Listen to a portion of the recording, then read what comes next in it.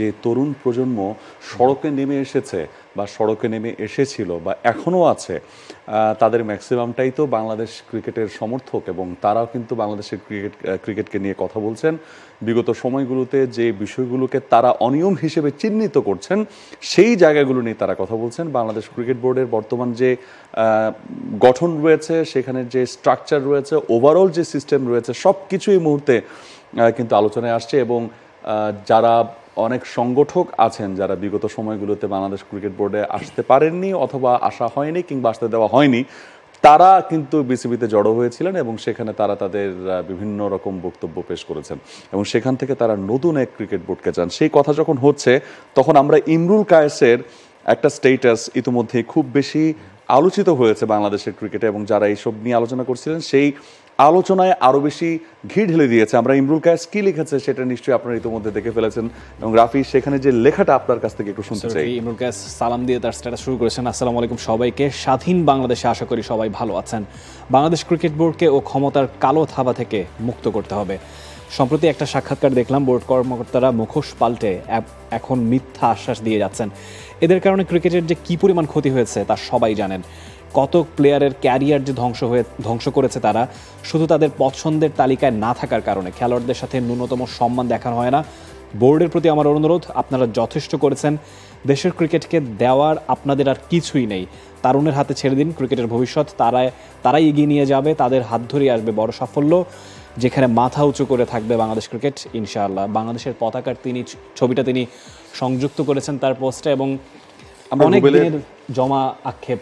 আমরা রুবেলের স্ট্যাটাসটা একটু দেখে নেই এবং আপনার কাছ থেকেই শুনবো সেখানে কি লেখা আছে, তারপর আমরা দুটো মিলে একসঙ্গে আলোচনা সম্ভবত করতে পারি। নিশ্চয়ই। রুবেল হোসেন বলছেন, গত কয়েক বছরে দেশের ক্রিকেটকে ধ্বংস করার নেপথ্যে থাকা ব্যক্তিরা দেখলাম বলছে দেশে তারা সুশাসন চায়। শুধুমাত্র অপছন্দের তালিকায় থাকার কারণে অসংখ্য ক্রিকেটের ক্যারিয়ার ধ্বংস করে দেওয়া ব্যক্তিরা এখন ক্ষমতার পালাবদল দেখে রং বদলানোর চেষ্টায় আছে। একইভাবে চান্ডিকা হাথুরুসিংহের সিংহের সহ অবৈধ কাজে সহায়তা করে দেশের ক্রিকেটকে ধ্বংস করা ব্যক্তিদের অন্তত আর কোনো দায়িত্বে দেখতে চাই না। সঠিক প্যাড আর সঠিক তথ্য দিয়ে কেশু সামলে নিব এক হয়ে।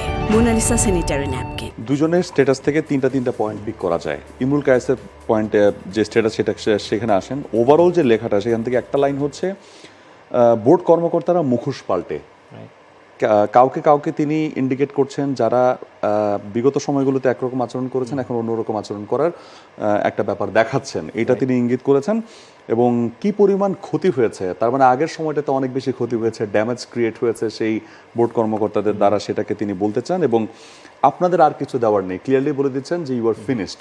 এটা ইমরুল কায়েসের মূল বক্তব্যের তিনটা পার্ট এবং রুবেলের মূল বক্তব্যের তিনটা পার্ট হচ্ছে ধ্বংস করার নেপথ্যে থাকা ব্যক্তিরা, মানে কিছু ধ্বংস তিনি দেখছেন, সেটার নেপথ্যে কিছু ব্যক্তি আছেন যারা এই বাংলাদেশ ক্রিকেট বোর্ডের বর্তমান যে স্ট্রাকচার সেখানে বসে আছেন সেটা রুবেল বলতে চান, অ্যান্ড ফলোড বাই অসংখ্য ক্রিকেটারের ক্যারিয়ার ধ্বংস করে দেওয়া ব্যক্তিরা। তার মানে ক্রিকেটারদের ক্যারিয়ারও ধ্বংস হয়েছে, অনেকেই হয়তোবা যোগ্যতা থাকা সব সত্ত্বেও সামনে আসতে পারেনি, সময় মতো যেই জায়গাতে থাকা দরকার সেখানে থাকতে পারেনি, সেটাকে তিনি ইঙ্গিত করছেন। এবং ফলোড বাই চান্দিকা হাথুরুসিংহের সহ তার অবৈধ কাজে সহায়তা করে, মানে এই কথা দিয়ে আপনি কি বোঝেন যে তার কিছু ইচ্ছে বা তার কিছু চাওয়া পাওয়া পূরণ করতে গিয়ে তাকে সঙ্গ দেওয়া এমন লোকজন আছেন এবং তারা ওভারঅল ব্যাপারটাকে নষ্ট করেছেন, এটা তারা বলতে চান। ওভারঅল এই দুই ক্রিকেটারের কাছ থেকে আসলে আপনি যেটা মোদ্দা কথা বলতে পারেন যে তারা ইন্ডিকেট করছেন বর্তমান যেই ক্রিকেট বোর্ডের পরিচালনা পর্ষদ রয়েছেন বা যারা আসলে ক্রিকেট বোর্ডটাকে চালাচ্ছেন, সেখানে এমন কিছু ব্যক্তি রয়েছেন যাদের কারণে ক্রিকেট ধ্বংস হচ্ছে, ট্যালেন্টেড প্লেয়ার যারা রয়েছে তারা নানান কারণে বিভিন্ন সুযোগ সুবিধা থেকে বঞ্চিত হচ্ছে, নানান ধরনের ষড়যন্ত্র হচ্ছে। এই দুটো বিষয় ইমরুল কায়েস এবং রুবেল হোসেন ইঙ্গিত করেছেন, সেই সঙ্গে নুরুল হাসান সোহানও তাদের সঙ্গে কিন্তু সহমত পোষণ করেছেন এবং তিনি বলেছেন যে নিজেকে নিয়ন্ত্রণে রাখতে পারছেন না, যে কোনো মুহূর্তে আউটবার্স্ট করবেন। ডেফিনেটলি। ইনফ্যাক্ট রুবেল হোসেনের পোস্টেই তিনি কমেন্ট করেছেন, তিনি বলেছেন যে অনেক কিছুই বলতে চাই কিন্তু বলতেছি না, কারণ তবে কতক্ষণ নিজেকে নিয়ন্ত্রণ করে রাখতে পারবো জানি না। তিনি আসলে একটা পয়েন্টে এসে পৌঁছেছেন যেখানে তার নিজের ক্ষোভটাও তিনি প্রকাশ করতে যাচ্ছেন। রুবেল হোসেন সবশেষ ক্রিকেট বাংলাদেশের হয়ে খেলেছেন 2021 সালে। ইমরুল কায়েস 5 বছর আগে সবশেষ বাংলাদেশের জার্সিতে খেলেছেন। দেশের হয়ে কি তাদের কোনো কন্ট্রিবিউশন নেই? ইমরুল কায়েস টেস্ট এবং ওয়ানডে মিলে 7টা সেঞ্চুরি করেছেন। রুবেল হোসেন, যার কথা মনে পড়লে 2015 অ্যাডিলেইডে ইংল্যান্ডের এগেন্সটে সেই ম্যাচটার কথা বলতে হয়, শেষ উইকেটটাতে নিয়ে ইংল্যান্ডকে নকআউট করে দিয়েছিলেন, বাংলাদেশ কোয়ার্টার ফাইনালে গিয়েছিল সেই বিশ্বকাপে।